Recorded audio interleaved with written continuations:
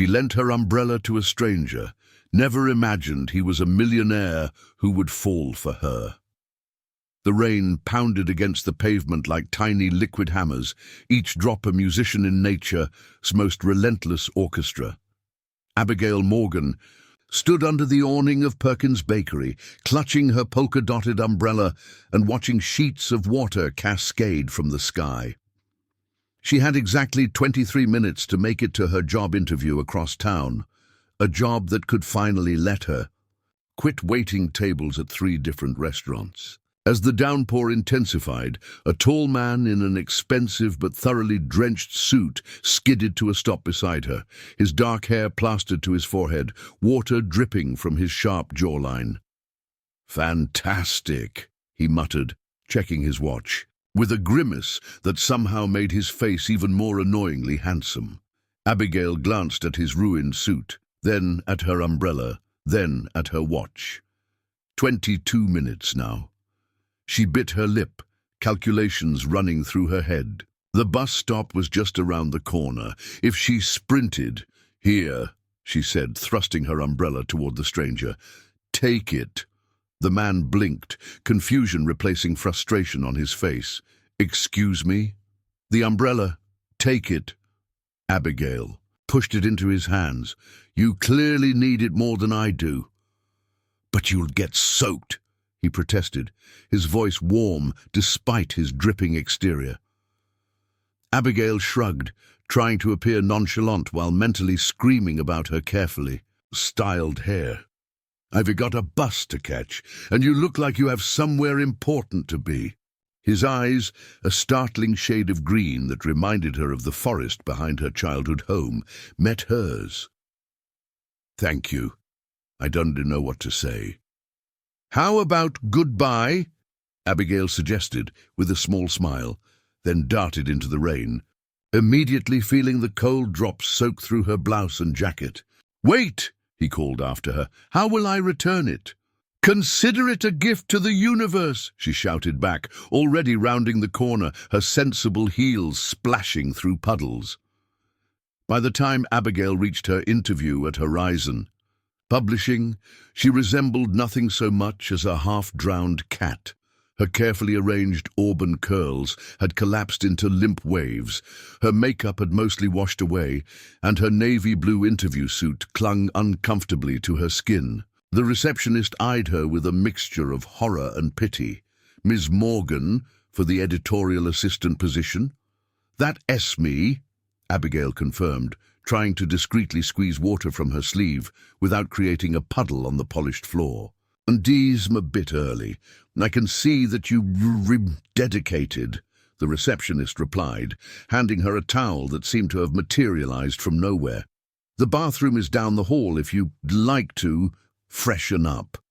20 minutes later, having done what she could with paper towels and the hand dryer, Abigail sat across from Caroline Wright, senior editor, attempting to look professional despite her damp appearance. "So, Ms. Morgan," Caroline began, flipping through her resume, "your credentials are impressive, but I have to ask, what made you choose to swim to this interview rather than taking more conventional transportation?"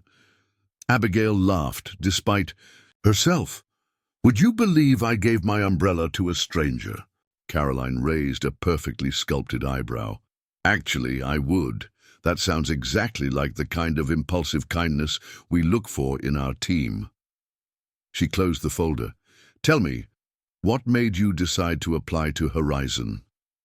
The interview proceeded better than Abigail had dared hope, and by the time she was leaving the building, still damp but considerably more optimistic, the rain had stopped, leaving behind that peculiar fresh scent that made city air almost breathable. Her phone buzzed with a message from her mother. "Don't forget Pickle vet appointment at 6.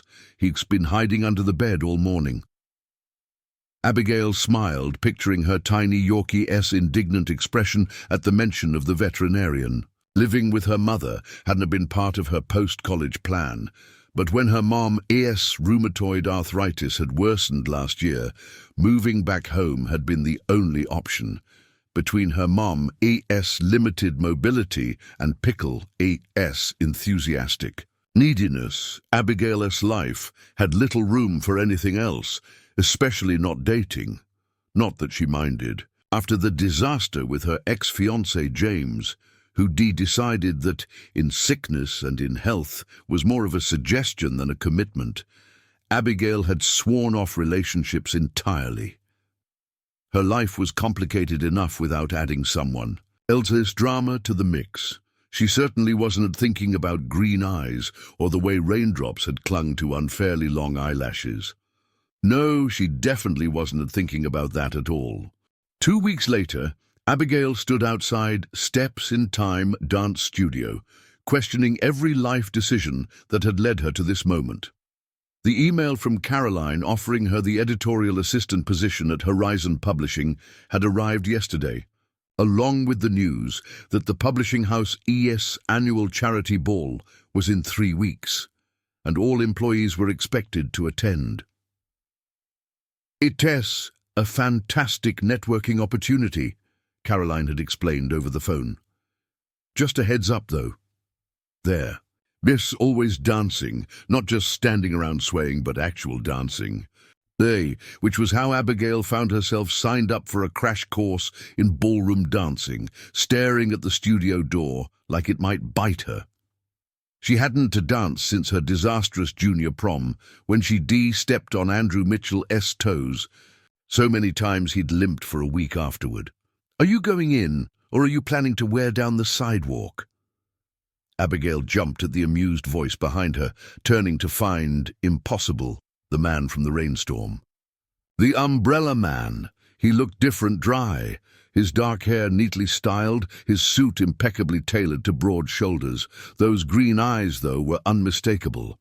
"You!" she blurted, eloquent as always. His smile was slow and surprised. "Umbrella girl, I didn't expect to see you here. Do I have a name, you know?" she replied, recovering slightly. "It's Abigail. Abigail Morgan." "De Abigail," he repeated, as if testing how it felt on his tongue. "Deem Ethan Parker." She narrowed her eyes. "Are you following me?" Ethan laughed, the sound rich and warm. "Considering I've been taking lessons here every Thursday, for the past month I think you might be following me." The studio door opened, and an energetic woman with a silver pixie cut peered out. "Are you two joining us, or having a private lesson out here?" "Sorry, Miss Diane," Ethan said smoothly. "Just catching up with an old friend." Miss Diane's eyes twinkled. "Well, bring your old friend inside. We're about to begin." The dance studio was a large, airy space with mirrors lining one wall and a polished wooden floor that gleamed under the lights. About a dozen other people were already there, stretching or chatting in small groups. "First time?" Ethan asked, as Abigail set down her bag. "Is it that obvious? You looked like you'd recontemplating escape routes." She sighed. "And I have a work event that requires dancing skills I done to possess." "Well, you're in luck," Ethan said, rolling up his sleeves. "I've been told I am an excellent leader." Before she could respond, Miss Diane clapped her hands. "All right. Everyone, find a partner. We're restarting with a waltz today." Abigail froze as the other students quickly paired up. She glanced at Ethan, who extended his hand with a small bow. "May I have this dance, Miss Morgan?" "Oh," she placed her hand in his, trying to ignore the ridiculous flutter in her stomach. "Fair warning, your toes are in serious danger." As Miss Diane demonstrated the basic box step with her assistant, Ethan positioned himself in front of Abigail. "A hand on my shoulder," he instructed gently, placing his right hand on her waist. The warmth of his palm seemed to burn through the thin fabric of her t-shirt. "Now it is simple," he continued, apparently oblivious to her sudden difficulty. "Breathing. I step forward with my left foot, you step back with your right." When the music started, Abigail immediately stepped on his foot. "Sorry," she winced. "Still better than dancing in the rain," he laughed. Try again. 1, 2, 3, 1, 2, 3. Slowly, with Ethan's patient guidance, Abigail began to find the rhythm. By the end of the hour, she had only stepped on his feet 4 more times, a personal best. "You're a natural," he said, as they gathered their things afterward. Abigail snorted. "Now you're just being nice. I'm being honest. You just need confidence." He hesitated, then added, "And maybe more practice. Same time next week." She shouldn't say yes. She barely knew this man. But there was something about the hopeful look in his eyes. "Same time next week," she agreed, "though your feet might regret it." As she left the studio, her phone buzzed with a text from her mother. "Pickle ate one of my slippers again. Also, Mrs. Jenkins wants to know if you can help with her grocery shopping tomorrow." Reality crashed back. What was she thinking, making dance date plans with a handsome stranger? Her life was already overflowing with responsibilities. Still, as she headed home, she couldn't help smiling. For 1 hour, she'd been just Abigail, not a caretaker, not an overworked waitress, not a responsible daughter, just a woman learning to dance with a man who had kind eyes and gentle hands. She wondered if he still had her umbrella. The following Thursday, Abigail arrived at the dance studio 10 minutes early, having spent an embarrassing amount of time deciding what to wear. She settled on dark jeans and a soft green blouse that her mother said brought out the gold flecks in her hazel eyes. Not that she was trying to impress anyone. Her new job at Horizon started Monday, and her final shifts at the restaurants had left her exhausted but optimistic. For the first time in over a year, things seemed to be looking up. Ethan arrived 5 minutes before class, carrying a familiar polka-dotted umbrella. "I believe this belongs to you." Abigail smiled, taking it from him. "You kept it all this time. I was hoping I'd run into you again," he admitted, "though I didn't expect it to be quite so literal." Ms. Diane called the class to order. Before Abigail could respond, today they were learning the rumba, the dance of love, as Ms. Diane described it with a wink that made several students blush. "Remember, the rumba is all about connection," she instructed as they paired up. "It is a conversation between partners, a push and pull of energy." Dancing with Ethan felt different this time. Maybe it was the slower tempo of the music, or the way the rumba required them to maintain eye contact, but Abigail found herself increasingly aware of every point where their bodies connected.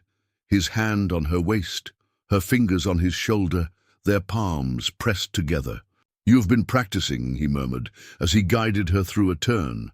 "In my kitchen, with Pickle as my audience," she admitted. He was not impressed. "Pickle? My dog. Well, my mum's dog, technically, but he decided his person."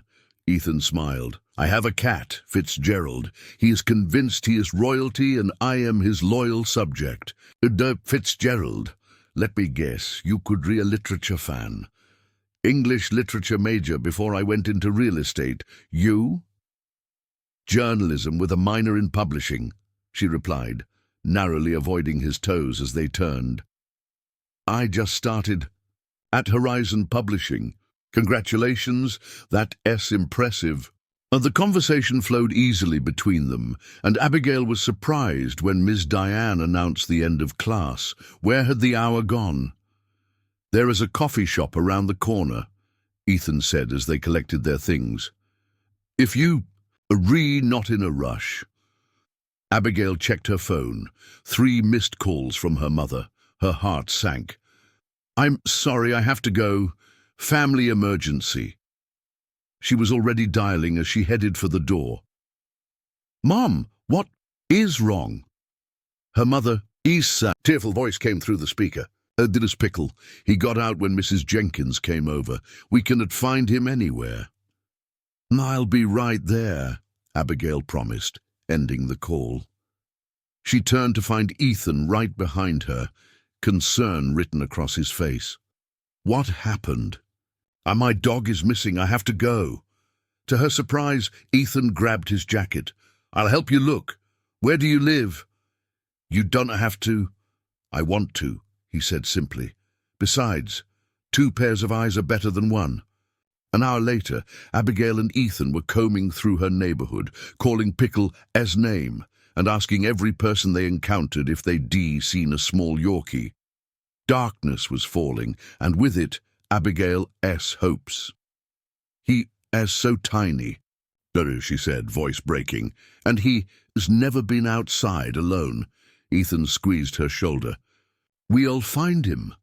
Just then his phone rang. He frowned at the screen before answering. "Parker, yes, I remember. It's on my calendar. No, I understand the importance." He glanced at Abigail, who was peering under a parked car. "Actually, something's come up. We'll need to reschedule for tomorrow. Yes, I am sure. Thank you for understanding." He hung up and immediately dropped to his knees to check behind a row of bushes. "Was that important?" Abigail asked, guilt welling up. "Nothing that can to wait," he replied firmly. "Let us check the park next." It was nearly midnight when they heard a faint whimpering coming from Mrs. Gonzalez's garden shed. Inside they found Pickle, muddy and frightened, but otherwise unharmed, huddled behind some flower pots. "Pickle!" Abigail cried, gathering the little dog into her arms. He responded with enthusiastic licks to her face, his whole body wiggling with joy. Her mother was waiting on the porch when they returned, relief washing over her tired face as she spotted the dog. "Oh, thank goodness." After getting Pickle settled inside and introducing Ethan to her mother, who immediately offered him tea and leftover pie, Abigail walked him to his car. "Thank you," she said simply. "You didn't have to do that." "I wanted to," he replied, those green eyes serious in the moonlight. "Besides, now I've met the famous Pickle. Worth every minute." Abigail laughed, suddenly aware of how disheveled she must look after hours of searching. "Still, you cancelled your meeting?" "A rescheduled client dinner. No big deal." He opened his car door, but hesitated before getting in. "Abigail, would you like to have dinner sometime? Not as dance partners or search party members, just dinner." Her instinct was to say no. Her life was complicated. She had responsibilities.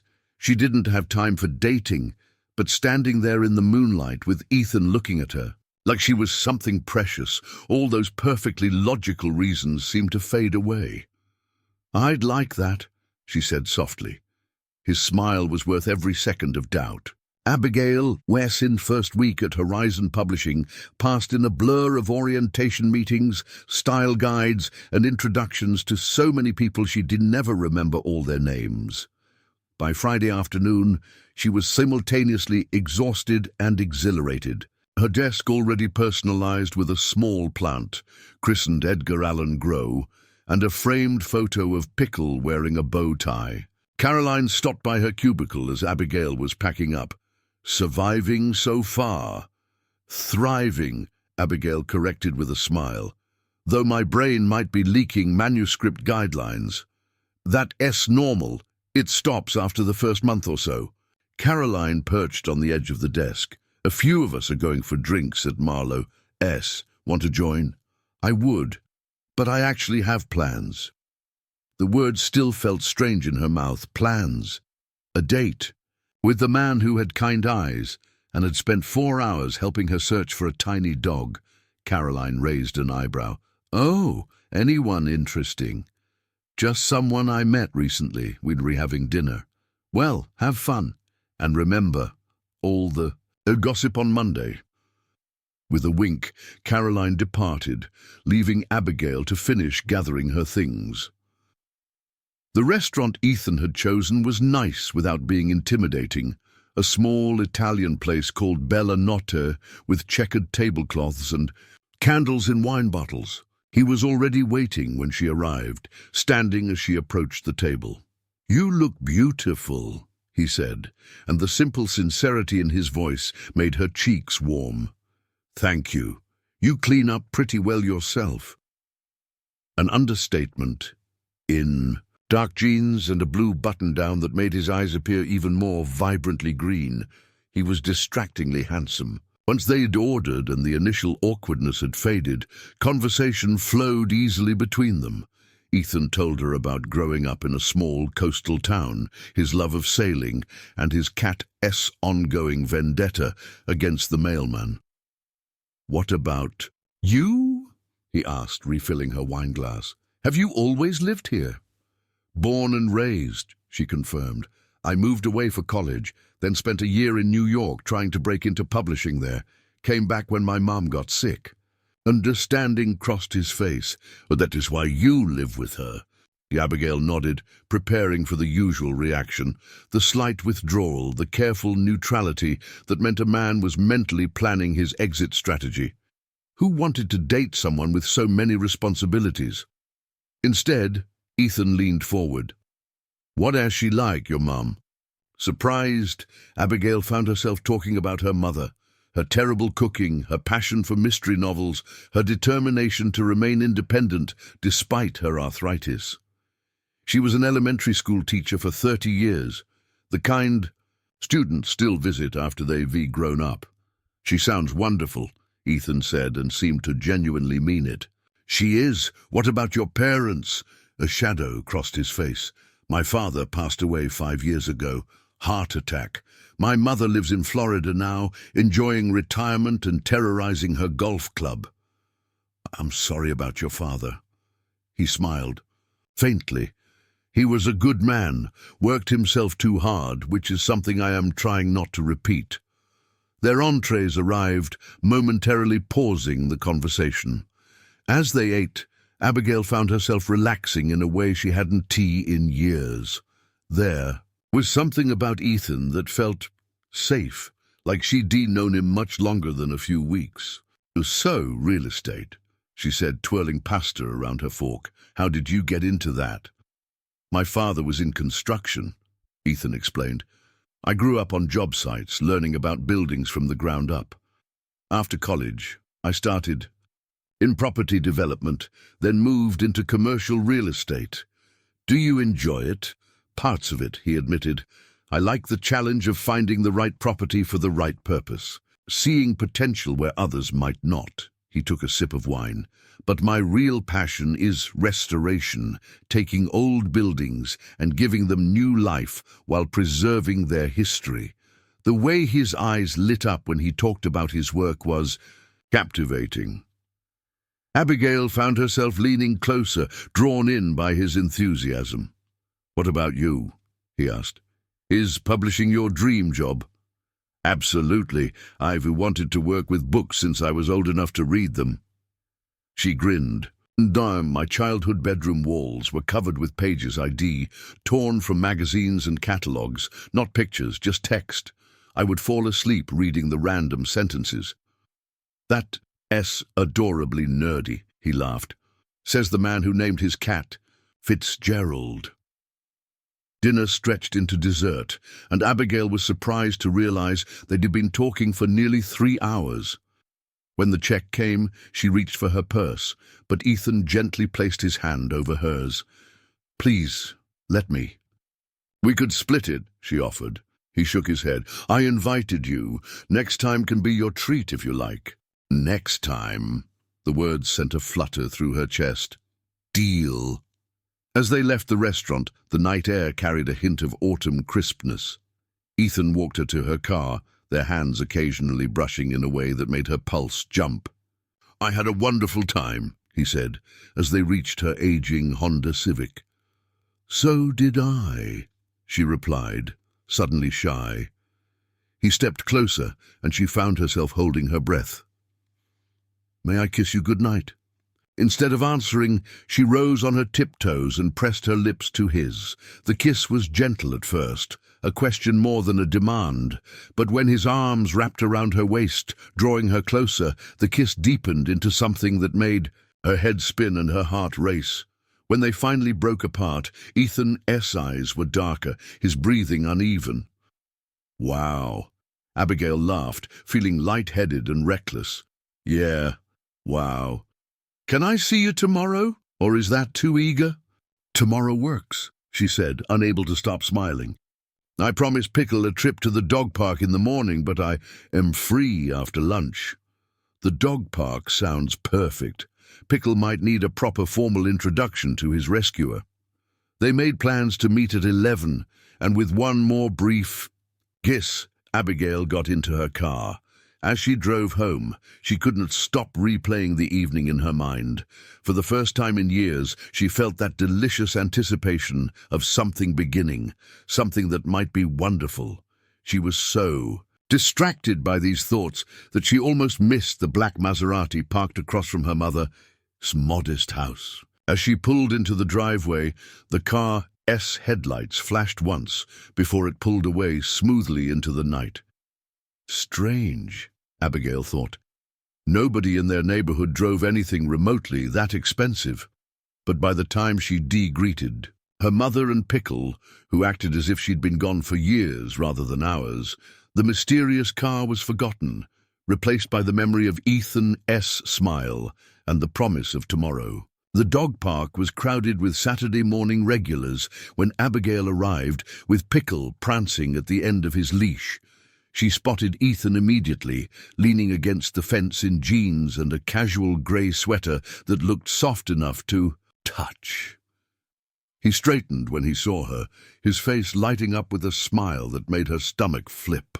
"Good morning," he said, bending to greet Pickle, who sniffed his hand suspiciously before deciding he was acceptable and allowing a brief pat. "I see I am still on probation." "He was like that with everyone," Abigail assured him. "Except my mama's friend, Mrs. Jenkins. He hates her with the passion of 1,000 fiery suns." "'S a smart dog," Ethan grinned, standing to kiss her cheek. "I brought coffee." He handed her a paper cup that was still warm. Inside the fenced dog run, they found a bench while Pickle investigated every interesting smell with methodical determination.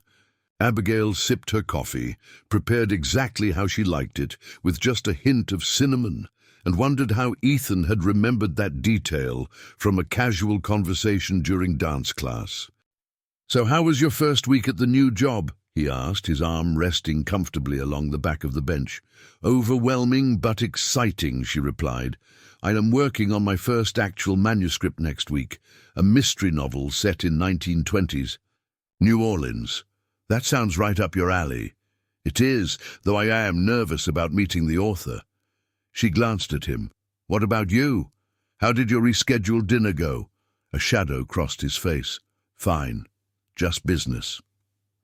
Before she could ask more, a large golden retriever bounded over, followed by its frantically apologizing owner. The interruption broke the moment, and soon they were walking around the park, talking about safer topics, favorite movies, childhood memories, the upcoming dance class. It wasn't tea until they were leaving that Abigail noticed the same black Maserati she had seen the night before, parked across the street. This time she clearly saw a man in the driver's seat, though she couldn't make out his features. "Ethan," she said quietly, "do you recognize that car?" He followed her gaze, his expression hardening imperceptibly. "No." "Why?" "I saw it outside my house last night. It seems like a strange coincidence." Ethan studied the car for a long moment, then placed a protective hand on her lower back. "Probably nothing, but let me walk you to your car, just in case." As they approached her Honda, the Maserati's engine started with a powerful purr, and it pulled away smoothly. "That was weird," Abigail murmured. "Probably just someone checking property values in the neighborhood," Ethan suggested, though something in his tone didn't quite match the casual explanation. "Listen, I need to check on a project site this afternoon, but would you like to have dinner at my place tonight? I make a mean risotto." The invitation surprised her. "You cook?" Don T sounded so shocked, and he laughed. "I'm a bachelor who got tired of takeout. I had to learn self-preservation. In that case, I'd love to." She hesitated. "I should warn you, though, I promised my mom I'd help her with some things this afternoon, so I might be a bit late." "Under no rush. Come whenever you free." He wrote his address on the back of a business card and handed it to her. 7th floor, apartment 7B. Abigail glanced at the card, her eyes widening at the logo. Parker Properties, luxury real estate development. Beneath Ethan S.'s name were the words CEO and founder. "You own the company?" she asked, surprised. He shrugged, suddenly looking uncomfortable. "It is a small operation." Before she could ask more questions, his phone rang. He checked the screen and frowned. "I need to take this, sorry." He stepped away to answer, his back to her as he spoke in low, urgent tones. When he returned, his expression was apologetic. "I need to go. Problem at the site. See you tonight?" With a quick kiss, he was gone, leaving Abigail staring at the business card and wondering why he hadn't mentioned that he wasn't just in real estate. He ran his own development company, and judging by the address on the card, it was in one of the most exclusive areas of downtown. Just how successful was Ethan Parker?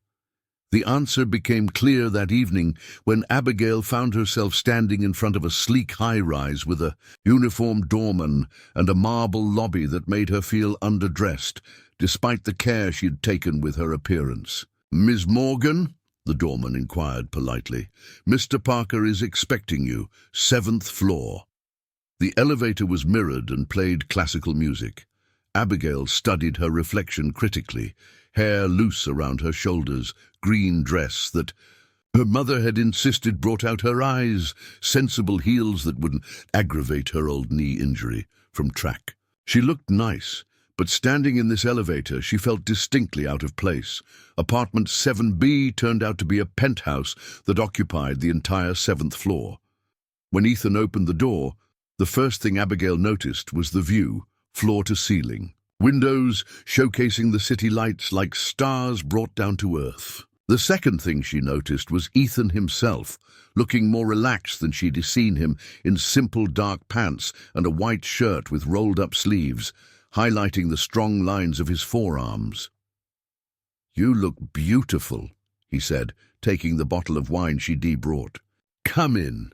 The apartment was stunning but surprisingly warm.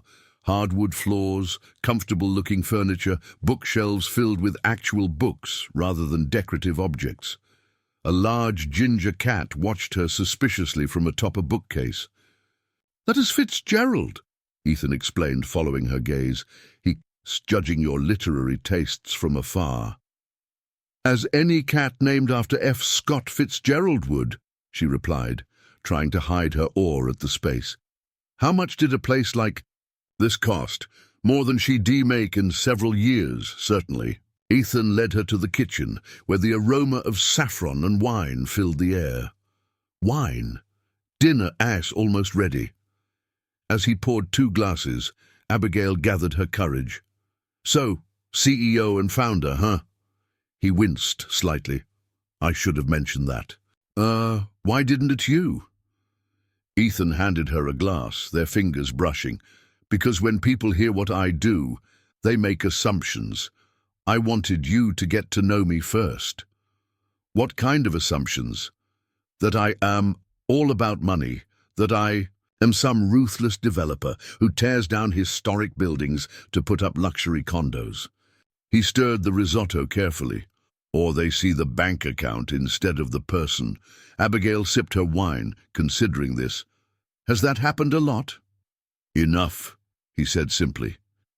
She looked around the beautiful apartment again, noting the details she missed at first. Photographs of what must be his family, well-worn paperbacks mixed with hardcover first editions, a guitar in the corner.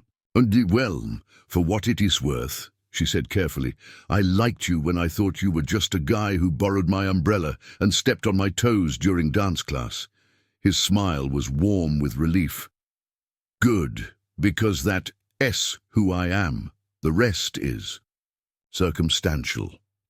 They ate at a small table beside the windows, the risotto as delicious as promised. Conversation flowed easily once again, and Abigail found herself relaxing despite the luxurious surroundings. Ethan was still Ethan, thoughtful, Funny, genuinely interested in her stories about Pickle S. adventures and her first manuscript assignment. After dinner, they moved to the couch with fresh glasses of wine. Fitzgerald, having decided Abigail was acceptable, curled up between them, requiring regular ear scratches as tribute. "So, Parker Properties," Abigail said, stroking the cat's soft fur. "Tell me about it." Ethan looked slightly uncomfortable, but nodded. "I started small. A couple of apartments I renovated myself, gradually built up to larger projects. Now we specialize in adaptive reuse, converting old industrial buildings into mixed-use spaces while preserving their historical character." "That sounds amazing." "It can be," he agreed. "When it works out, it's incredibly satisfying. But lately—" He trailed off, frowning. "What?" He sighed. "There is a property I have been trying to secure, the old Westmore building, downtown. It has been abandoned for years, but the architecture is remarkable. I want to restore it, create affordable housing while preserving its history." His expression darkened. "But I am facing opposition from another developer who wants to demolish it for a parking structure." "That is terrible," Abigail said. "Cannot the Historical Society protect it?" "They retrying, but money talks." He rubbed his jaw, looking troubled. "Sorry, I didn't mean to get into work problems. Don't apologize," I asked. She hesitated, then added, "That black Maserati we saw, could it have anything to do with this?" His eyes snapped to hers, suddenly sharp. "Why would you think that?" "Just a feeling. You seem to recognize it." Ethan was quiet for a long moment. "It might belong to Richard Blackwood, the developer I mentioned. He has been known to use unconventional tactics, like stalking the competition." "Possibly." He reached for her hand. "I don't want you involved in this. If you see that car again, call me immediately, okay?" The seriousness in his voice sent a chill down her spine. "You think he might be dangerous?" "I think he plays by different rules than I do." Ethan squeezed her hand. "Promise me you'll be careful." "I promise," she whispered suddenly, aware of how little she truly knew about Ethan A.'s world. The rest of the evening passed pleasantly enough, but an undercurrent of tension remained. When Abigail finally checked her watch and realized it was past midnight, Ethan insisted on driving her home despite her protests. "Humor me," he said, helping her into her coat. "I'll sleep better knowing you got home safely." His car, a sleek Audi rather than the flashy Maserati, purred through the quiet streets. As they approached her neighborhood, Abigail felt the stark contrast between his world and hers more acutely than ever. The modest homes with their small yards and family sedans seemed a universe away from his penthouse apartment with its breathtaking views. What was she doing? Getting involved with someone whose life was so different from her own could only lead to complications. As if sensing her thoughts, Ethan reached across the console to take her hand. "You was quiet." "Just tired." She lied, not ready to voice her doubts. When they reached her house, all the lights were still on, unusual for this hour. Ethan had barely pulled into the driveway when the front door flew open and Abigail's mother appeared, clutching Pickle to her chest. "Abigail!" she called, her voice strained. "Thank goodness you re-home."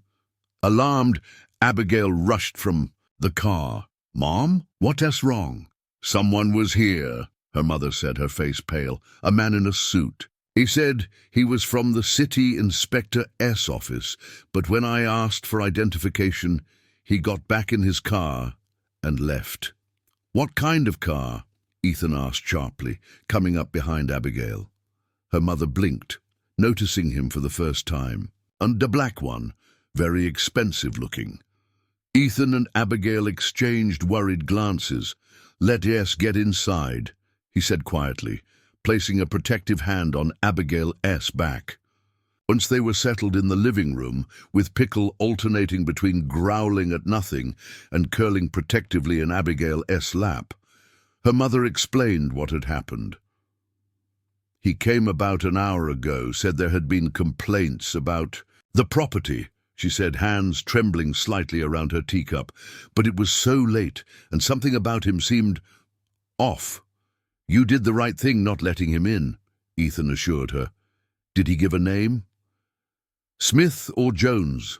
Something generic. She looked between them. Do you know who he was? Abigail hesitated, but Ethan spoke up. It might be related to a business rival of mine. I'm so sorry to have brought this to your door. This isn't your fault, Abigail protested. It is. His voice was hard with certainty. Blackwood is trying to send me a message by intimidating you. He pulled out his phone. I am calling the police. Then I am having a security system installed first thing tomorrow.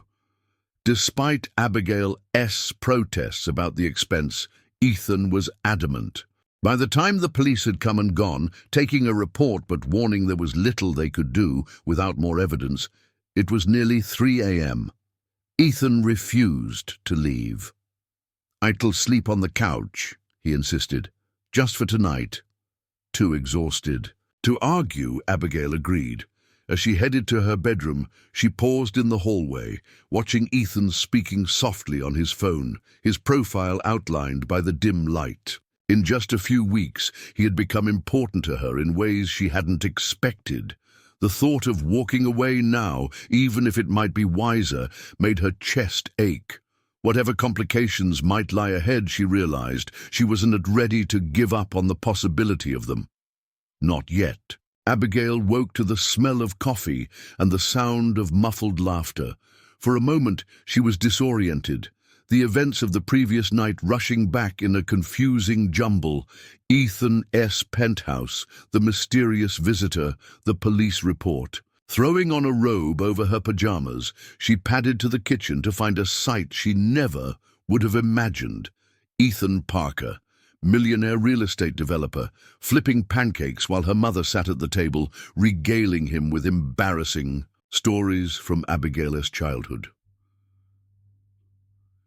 And then she announced to the entire grocery store that the man's toupee looked like our hamster, her mother was saying, as Ethan threw his head back in laughter.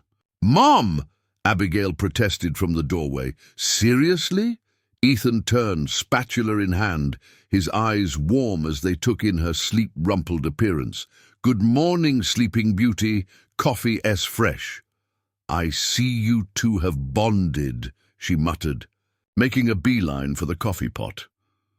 Your mother has been telling me all about little Abby, the journalist, who published a neighborhood newspaper at age 8 and charged people a quarter to read about Mrs. Finkelstein's garden gnome collection. The Maple Street Chronicle was award-winning journalism, Abigail sniffed, hiding her smile behind her mug. The illustrations were certainly creative, her mother added with a wink. By the time they'd finished breakfast, Abigail was amazed at how naturally Ethan fit into their small kitchen, how easily he de-charmed her mother, and how much she liked seeing him in this domestic setting, sleeves rolled up as he insisted on washing the dishes. Her contentment was short-lived. However, no sooner had they cleared the table than the doorbell rang, announcing the arrival of the security team Ethan had arranged. For the next several hours, their house was overrun with efficient men and women installing cameras, sensors, and a sophisticated alarm system that made Abigail's head spin. This is too much, she protested, as Ethan went over the system's features with her. We can accept this. You can and you will, he said firmly. Please, Abigail, let me do this. Something in his expression, a mixture of guilt and determination, made her relent. Fine, but I'm paying you back. His lips twitched. We can discuss terms later. Duh. When the security team finally departed, leaving behind their newly fortified home, Abigail's mother excused herself for her afternoon bridge club meeting, insisting that a little intimidation wasn't going to disrupt her routine. Alone with Ethan for the first time that day, Abigail found herself suddenly shy. Thank you for staying last night, for breakfast, for the security system, for all of it. He moved closer, tucking a strand of hair behind her ear. I'd do a lot more than that to keep you safe. The intensity in his eyes made her breath catch. Ethan, about last night. I know what you were going to say. He interrupted, stepping back slightly. That this is moving too fast. That my world is too different from yours. That getting involved with me is bringing trouble to your door. No, well, yes, actually. She couldn't help but smile at his accuracy, and you to be right on all counts. He ran a hand through his hair, a gesture she was coming to recognize as a sign of his frustration. But here's the thing, Abigail. Morgan, I think you're worth the complications. Her heart stuttered. You barely know me. I know enough. He took her hands in his. Uruz, I know you gave your umbrella to a stranger in the rain without hesitation. I know you moved home to take care of your mother, even though it put your dreams on hold. I know you were kind and funny and stubborn as hell. And I know that when I am with you, I feel like the best version of myself. Abigail swallowed hard, emotions tangling in her chest. That is a good speech. I've been practicing it in my head since last night, he admitted with a rueful smile. She stepped closer, resting her hands on his chest. I think you, worth the complications too. The kiss that followed was different from their previous ones, deeper, more certain, a promise rather than a question. When they finally broke apart, both breathless, Abigail felt as if something fundamental had shifted between them. So what now? She asked. Now, Ethan said, his expression turning serious, we deal with Richard Blackwood. Monday morning found Abigail at her desk at Horizon Publishing, trying to focus on manuscript edits, while her mind kept drifting to Ethan and the unsettling situation with his business rival. After Ethan had left on Sunday, reluctantly, and only after extracting a promise that she would call him immediately if anything seemed off, she'd spent hours researching Richard Blackwood online. What she found was troubling. Blackwood Development had a reputation for aggressive tactics, environmental violations swept under the rug with hefty settlements and former partners who refused to comment on their experiences. The man himself was rarely photographed, preferring to operate from the shadows while his company gobbled up prime real estate across the city. Earth to Abigail, Caroline Schitt's voice broke through her thoughts. That must be some manuscript. Abigail blinked, realizing she'd been staring at the same paragraph for 10 minutes. Sorry, just distracted. Hot date, distracted, or I forgot to feed my dog, distracted. A bit of both, Abigail admitted. It's complicated. Caroline perched on the edge of her desk. The best ones usually are. Want to talk about it over lunch? I'd love to, but I am meeting someone. Her phone buzzed with a text from Ethan. Outside your building. Brought lunch. Caroline followed her gaze to the phone and whistled softly. That must be him. Go. I want details later.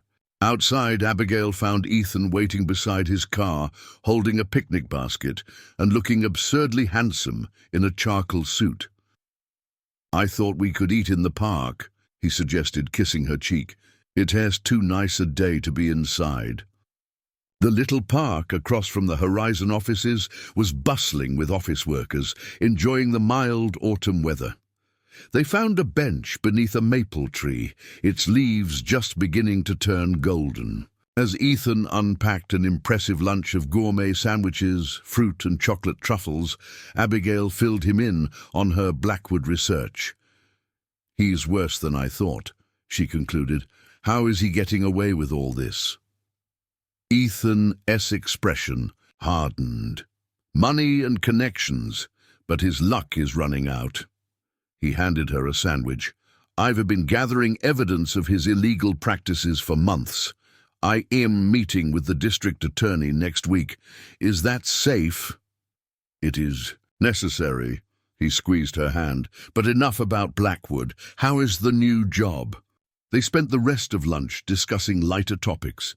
Her first manuscript, their upcoming dance class, plans for the weekend.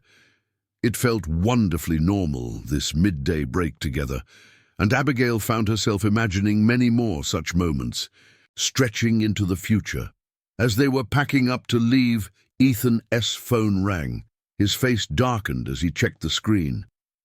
"I need to take this. It is my attorney." He stepped away, his back rigid with tension as he spoke in low, clipped sentences. When he returned, his expression was thunderous. "What happened?" Abigail asked, alarmed. "Blackwood S. filed an injunction to block my Westmore building. Project, claiming environmental concerns." He laughed bitterly. The irony of Richard Blackwood suddenly caring about the environment would be amusing if it weren't so infuriating. "What does that mean for your plans?" "Delays, court hearings, more money." He sighed, running a hand through his hair. "And I'm sorry, not how I planned to end our lunch. Donna T. apologize." She touched his arm gently. "What can I do to help?" His smile was genuine, if strained. "You already are. Just being here, being you, it helps more than you know." As they walked back toward her office, Abigail couldn't shake the feeling that they were being watched.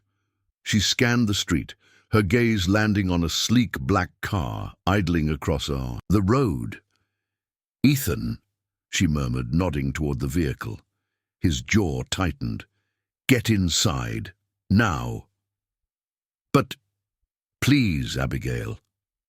The urgency in his voice brooked no argument. She reluctantly headed into the building, turning at the door, to see Ethan striding purposefully toward the Maserati.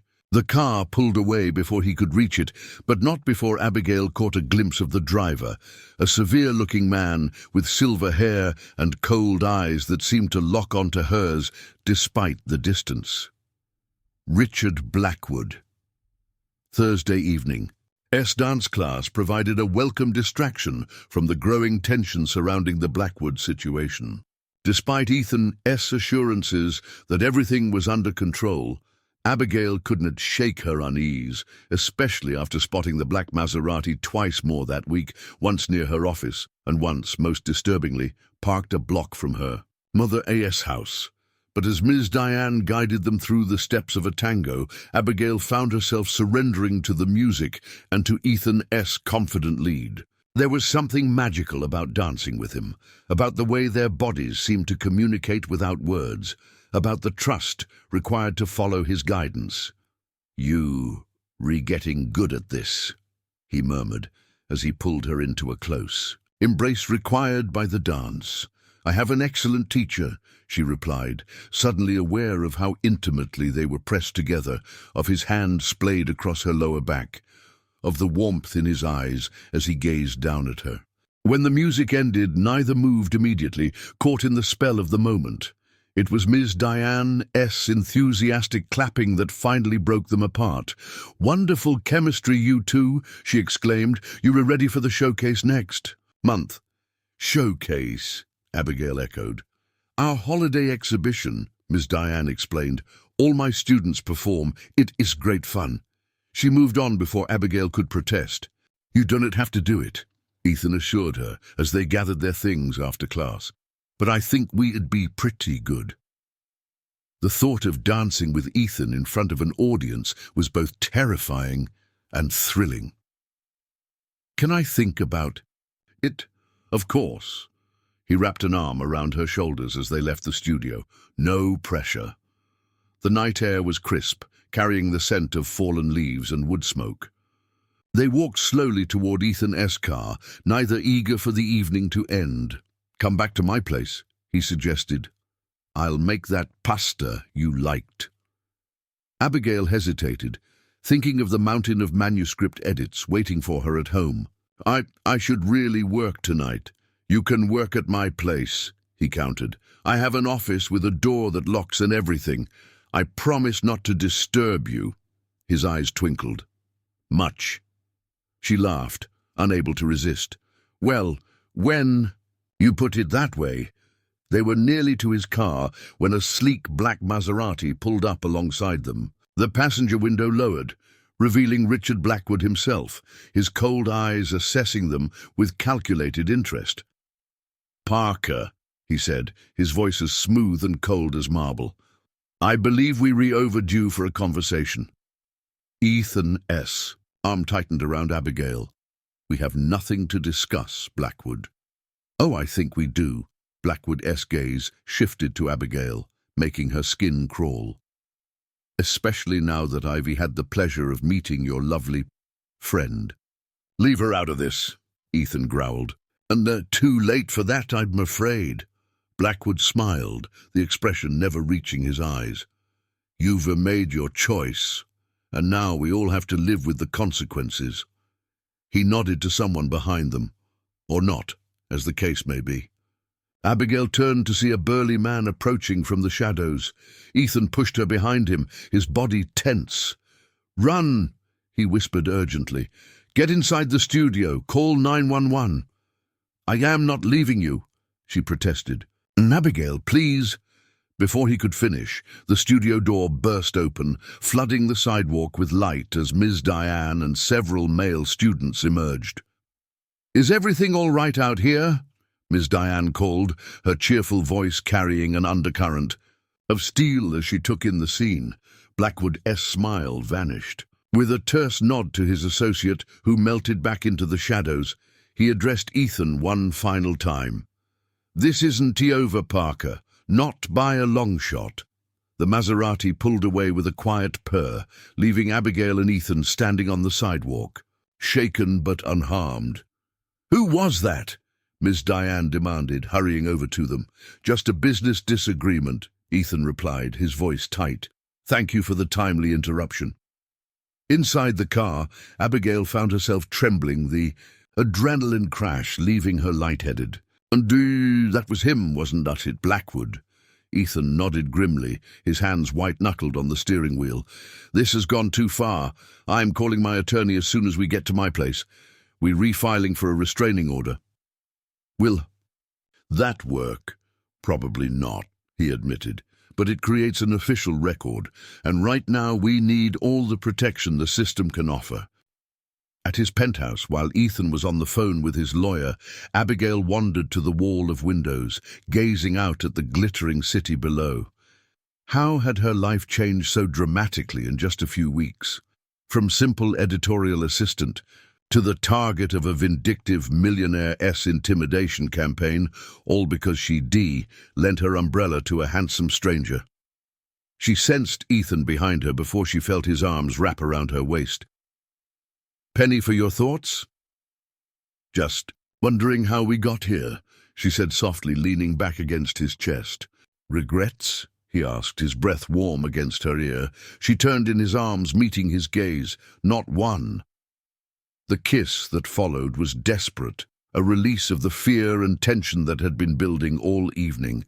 Abigail poured everything she couldn't say into it. Her terror at seeing him threatened, her growing feelings for him, her determination not to let Blackwood win. When they broke apart, both breathless, Ethan rested his forehead against hers. "Stay tonight," he whispered. "Not because of Blackwood or safety or anything else. Just stay with me." In answer, Abigail reached up to trace the line of his jaw, then took his hand and led him toward the bedroom, manuscript edits entirely forgotten. The Horizon Publishing Charity Ball was being held at the Grand Meridian Hotel, its ballroom transformed into a winter wonderland of silver and blue. Abigail stood before the mirror in the ladies' lounge, hardly recognizing the elegant woman reflected back at her. The midnight blue gown Ethan had insisted on buying her, "Considerate payment for dance lessons," he'd joked, hugged her curves before flowing gracefully to the floor.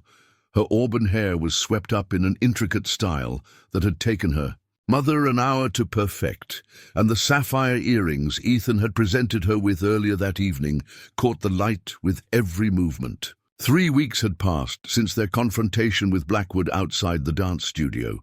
3 weeks of increasing intimacy with Ethan, of alternating nights at his penthouse and her mother's house, of learning each other's habits and histories. 3 weeks of growing certainty that what they had was real and worth fighting for. They had also been 3 weeks of escalating tensions with Blackwood. The restraining order had been granted but seemed to make little difference. The black Maserati still appeared with unsettling regularity, though always just outside the legal boundary. Ethan's Westmore building project remained tangled in legal challenges, and anonymous tips had triggered audits of several of his other properties. Through it all, Ethan had remained determined, his resolve strengthening rather than weakening under pressure. The district attorney was now actively investigating Blackwood, bolstered by the evidence Ethan had gathered, but legal wheels turned slowly. "There you are." Caroline appeared beside her in the mirror, resplendent in emerald green. "Ethan's looking for you, and may I just say, you two are disgustingly perfect together." Abigail laughed, linking arms with her friend as they headed back to the ballroom. "We were far from perfect." "Tell that to everyone who has been watching you dance all evening," Caroline replied. "You move like you were made for each other." The weeks of dance classes had paid off.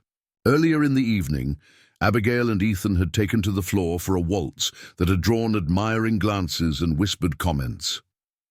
Dancing with him felt natural now, a conversation without words, a trust built on practice and growing knowledge of each other.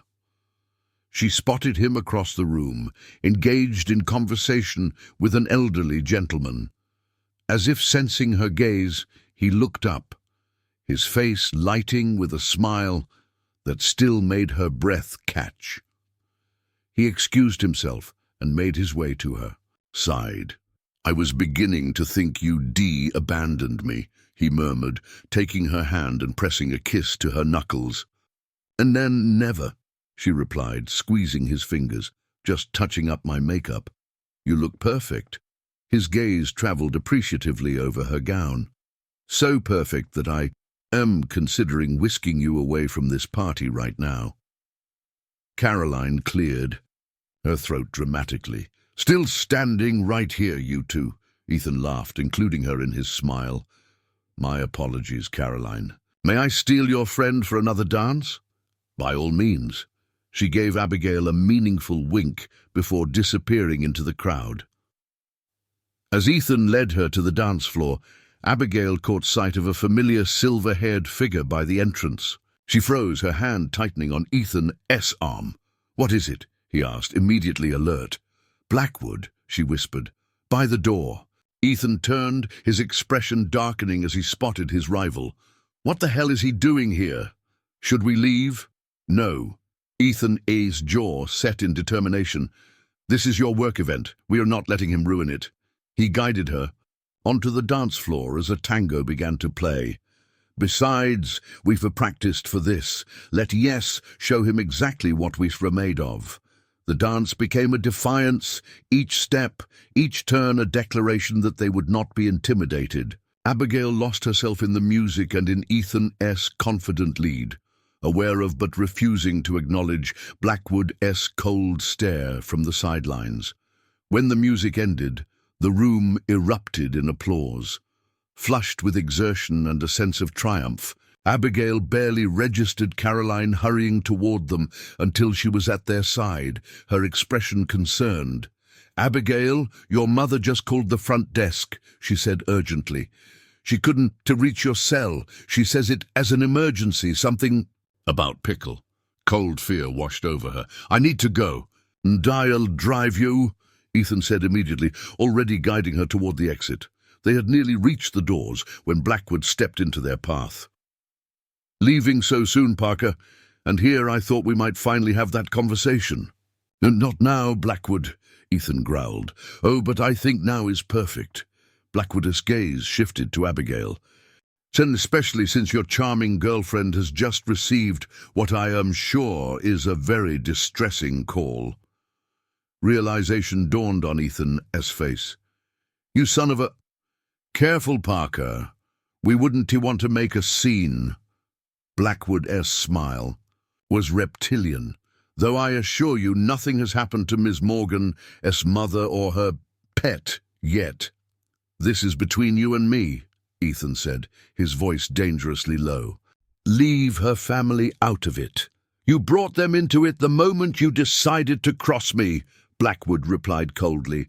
But I am a reasonable man. Meet me tomorrow alone to discuss the Westmore property.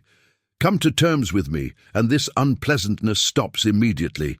And if I refuse, Blackwood shrugged elegantly, then I can be responsible for what might happen. The world can be so unpredictable.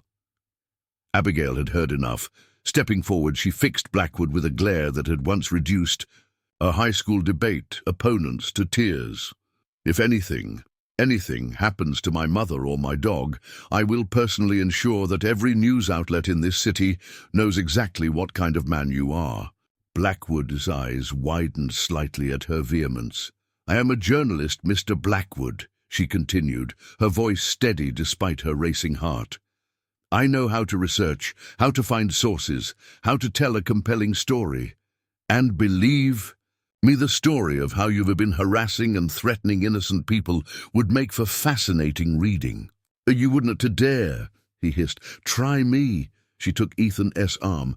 Now, if you will excuse us, we need to check on my family. They brushed past a stunned Blackwood, maintaining their composure until they reached Ethan's car. Once inside, Abigail's bravado evaporated, leaving her shaking.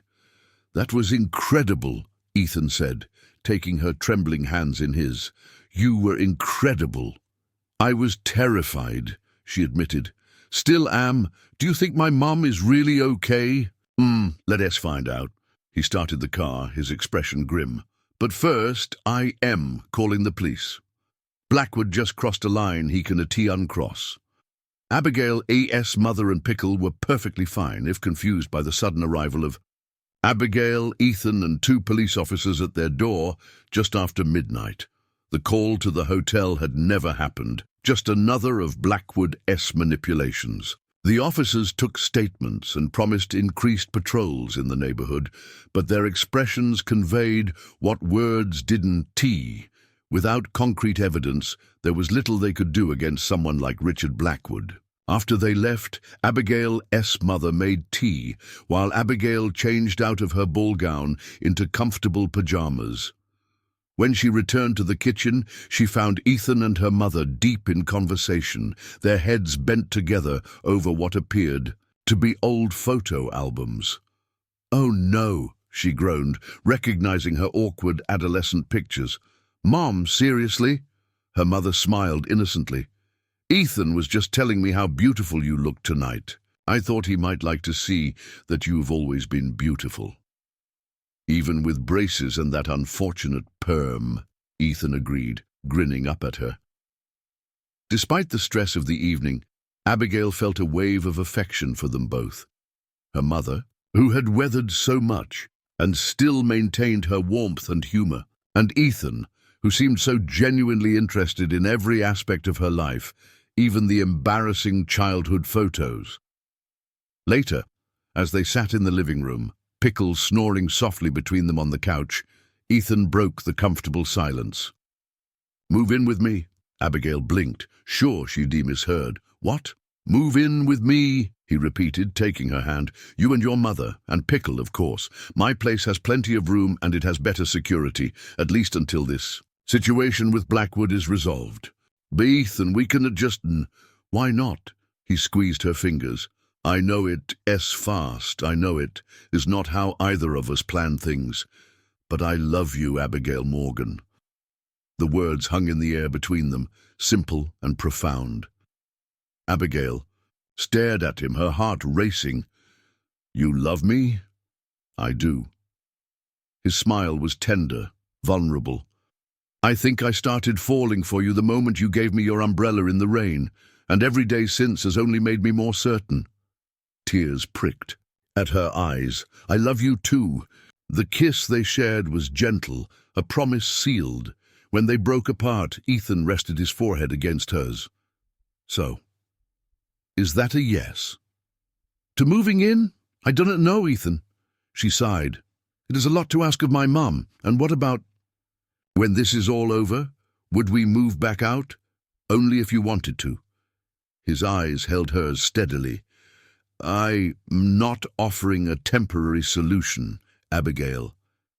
I am offering a home for as long as you want it. Let me think about it. Talk to my mom. Of course. He kissed her again, softly. No pressure. But as she lay in bed that night, Abigail couldn't help feeling that pressure was exactly what Blackwood was applying, forcing them to make decisions, change their lives, all according to his timetable rather than their own. The thought made her angry, a slow, burning determination taking root. It was time to stop reacting and start acting. The next morning, while Ethan was in the shower, Abigail made a call to an old college friend who now worked at the city's most respected newspaper. By the time Ethan emerged, dressed but with damp hair, she had a plan.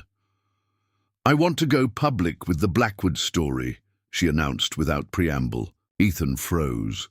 What? Not about us, specifically, she clarified.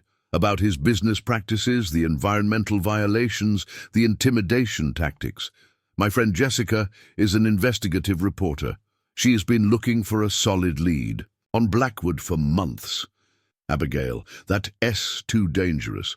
More dangerous than waiting for him to escalate further? She crossed her arms. You've been gathering evidence. Let S use it. The DA is moving at the speed of bureaucracy, she interrupted. Public pressure could accelerate that considerably. Ethan paced the small bedroom, clearly conflicted. If we do this, there is no going back. Blackwood will know exactly who provided the information. He already knows we're a threat, she pointed out. That is why he is targeting us, at least this way. We were choosing the battlefield. He stopped pacing, studying her with a mixture of admiration and concern. You're remarkable, you know that? Is that a yes? It is a let me call my attorney first, he compromised. If he gives the green light, we'll meet with your friend. 3 days later, Jessica Chen sat in Ethan's living room, surrounded by documents, recordings, and photographs, the evidence of Blackwood's years of dubious business practices meticulously compiled by Ethan and his team. This is incredible, she murmured, examining a particularly damning email. With this, plus the sources I already have, we could run the story next week. How much do you need from us on the record? Abigail asked. Jessica looked up, her expression serious. That is the tricky part. Without named sources, especially ones directly involved like Ethan, the impact is diminished. If I go on record, Blackwood will come after us even harder, Ethan pointed out. He is already coming after us, Abigail reminded him. And once the story breaks, his options become more limited. Public scrutiny is a powerful deterrent. Ethan ran a hand through his hair, his internal struggle evident. Finally he nodded. All right, I'll go on record, but not Abigail. Her name stays out of this. And Ethan, non-negotiable, he said firmly. I want to risk your career or your safety any more than I already have. Jessica glanced between them. I can work with that. Ethan as the primary source, with others corroborating anonymously. It's still a strong story. As Jessica packed up the materials, promising to be in touch with any additional questions, Abigail felt a mixture of relief and apprehension. They were taking action, fighting back, but what would Blackwood do when cornered? The answer came sooner than expected. 2 days later, as Abigail was leaving work, she found her car's tires slashed, a simple note on the windshield, final warning. But instead of fear, she felt a cold fury. Calling Ethan and then the police, she waited in the Horizon lobby, her resolve hardening with every passing minute. When Ethan arrived, his face tight with anger, she made her decision. Yes, she said, without preamble. He blinked, momentarily confused. Yes, what? Yes, we'll move in with you, she said firmly. Mom's already packing. She says Pickle and Fitzgerald will just have to learn to get along. Ethan stared at her for a long moment before gathering her into a tight embrace. I should be upset that you in danger because of me, but all I can feel is relieved that you will be where I can protect you. We in this together. She reminded him, pulling back to meet his eyes. Your fight is my fight now. As the police officers documented the vandalism, Abigail's mind was already moving forward, planning their next steps. The newspaper story would break in 4 days. Until then, they needed to batten down the hatches and prepare for whatever storm was coming. The headline ran on Sunday morning, Shadow Developer, the Corrupt Empire of Richard Blackwood. Jessica's article was devastating, meticulously researched, corroborated by multiple sources, and featuring an exclusive interview with Ethan Parker detailing his experiences with Blackwood's intimidation tactics. By noon, local television stations were running the story. By evening, Blackwood's name was trending on social media, with past victims of his business practices coming forward with their own accounts. In Ethan's penthouse, now home to an unlikely blended family of humans and pets, Fitzgerald and Pickle having established an uneasy truce, they watched the fallout with cautious optimism. The DA's office called, Ethan announced, hanging up his phone. They'd expediting their investigation in light of the new public information. Abigail's mother looked up from her knitting.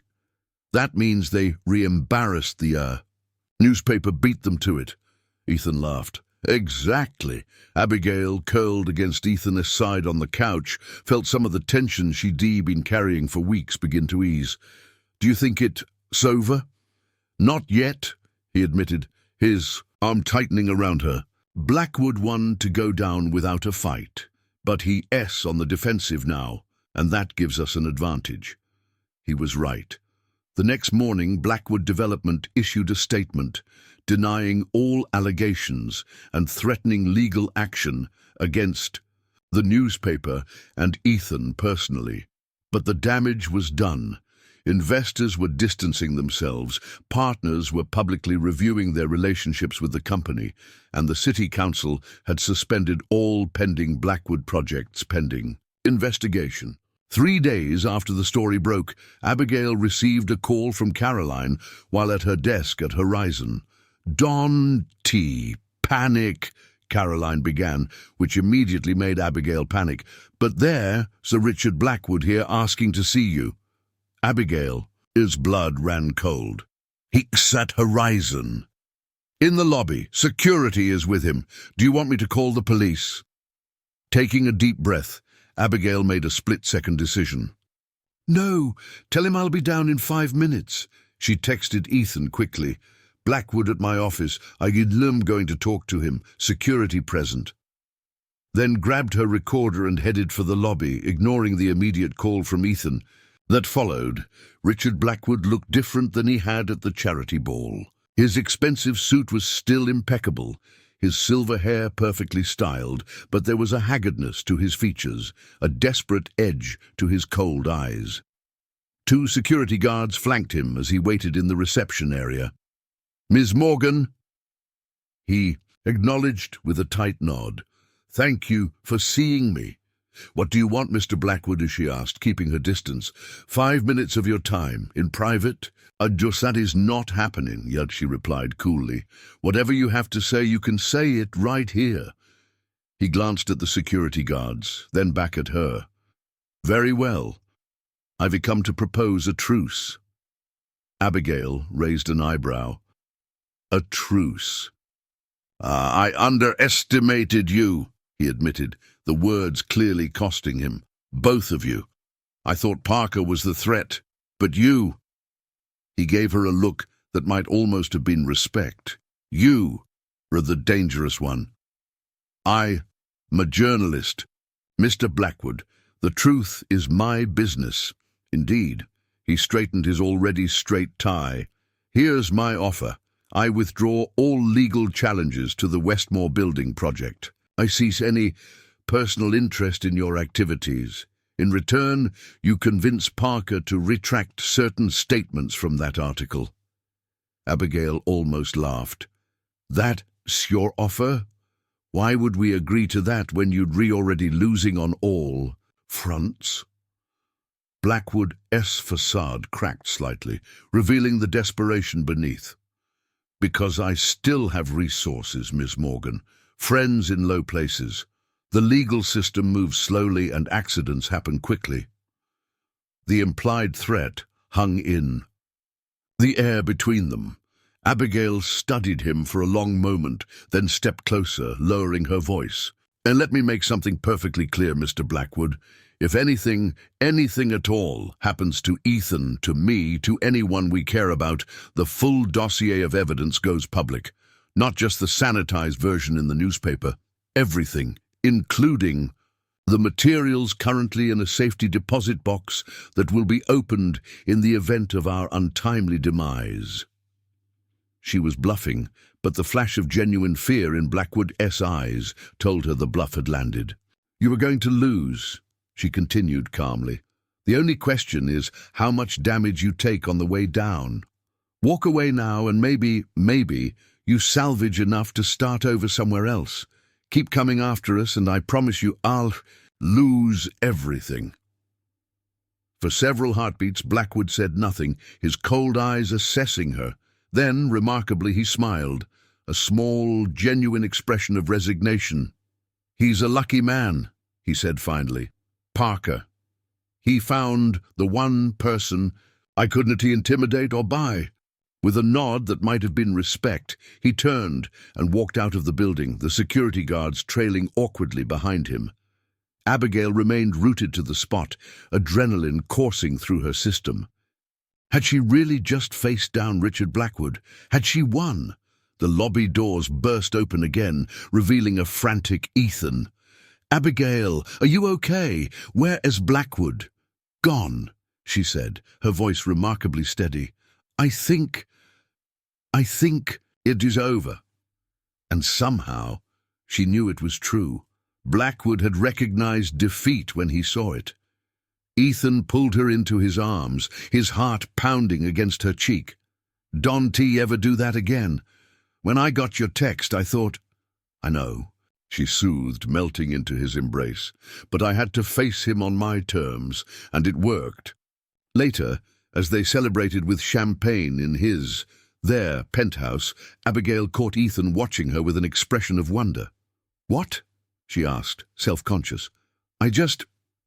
He shook his head, smiling. "When I borrowed your umbrella, that day I had no idea I was meeting the woman who would change my life." "Is that what I did?" she teased. "Change your life?" "Completely." He took her hand, his expression turning serious. "And I never want to go back to the way it was before." As Abigail leaned in to kiss him, Pickle and Fitzgerald choosing that moment to chase each other across the living room in a rare display of interspecies harmony, she reflected that her life had changed too, in ways she could never have imagined when she offered her umbrella to a handsome stranger in the rain. And she wouldn't change a single drop of it. Epilogue. After the storm. 1 year later. The Westmore building gleamed in the afternoon sunlight, its historic facade lovingly restored, its interior transformed into affordable housing units and community spaces. The grand opening ceremony was in full swing, with city officials, journalists and community members gathered to celebrate what the mayor had called a model of responsible urban development. Abigail stood to the side of the small stage, watching with pride as Ethan addressed the crowd. The past year had brought changes neither of them could have anticipated. Blackwood had indeed retreated, his empire crumbling under the weight of investigations and lawsuits. His departure from the city had left a vacuum that Ethan's company, with its commitment to ethical development and community involvement, was perfectly positioned to fill. Abigail's own career had taken an unexpected turn. Her role in exposing Blackwood had caught the attention of Horizon S senior management, leading to a promotion to head a new division focused on books about urban planning and community development. Her first acquisition, a comprehensive guide to ethical real estate investment, was already in its second printing. And none of this would have been possible, Ethan was saying, without the courage and determination of one remarkable woman, who taught me that doing the right thing is always worth the risk. He looked directly at her, his green eyes filled with love. "Abigail, would you join me up here?" Surprised, she made her way to the stage, conscious of the crowd's attention. "This building represents a fresh start for this community," Ethan continued, taking her hand, "just as meeting you represented a fresh start for me." To her shock, he dropped to one knee, pulling a small velvet box from his pocket. "Abigail. Morgan, you shared your umbrella with me on a rainy day and ended up sharing your life. Would you do me the extraordinary honor of becoming my wife?" But the ring was beautiful, a sapphire surrounded by diamonds that caught the sunlight like tiny stars. But it was the hope and love in Ethan's eyes that took her breath away. "Yes," she whispered, then louder for the cheering crowd, "Yes!" As he slipped the ring onto her finger and rose to kiss her, the sky, which had been threatening rain all afternoon, finally opened up. The crowd scattered, laughing and shrieking, racing for cover from the sudden downpour. But Abigail and Ethan remained where they were, the rain soaking them as their kiss deepened. When they finally broke apart, both laughing and dripping wet, Ethan reached into his jacket and produced a familiar polka-dotted umbrella. "I came prepared this time," he said, opening it over them. Abigail smiled up at him, raindrops clinging to her eyelashes. "Sometimes the best things happen when you get a little wet." From the sidelines, Abigail's mother watched them with a smile, holding a squirming pickle in her arms. The little dog had eventually made peace with both Fitzgerald and their new living arrangement, though he still claimed Abigail's side of the bed whenever possible. As Ethan led his new fiancée through the rain toward the waiting car, Abigail reflected on the strange and wonderful journey that had brought them here. A chance encounter, a borrowed umbrella, a dance partnership that had turned into something deeper and more profound than she could have imagined. Life, like the weather, was unpredictable. Sometimes it drenched you without warning, sometimes it blessed you with unexpected sunshine.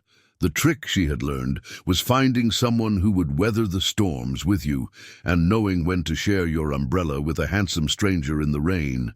It might just change your life. The end.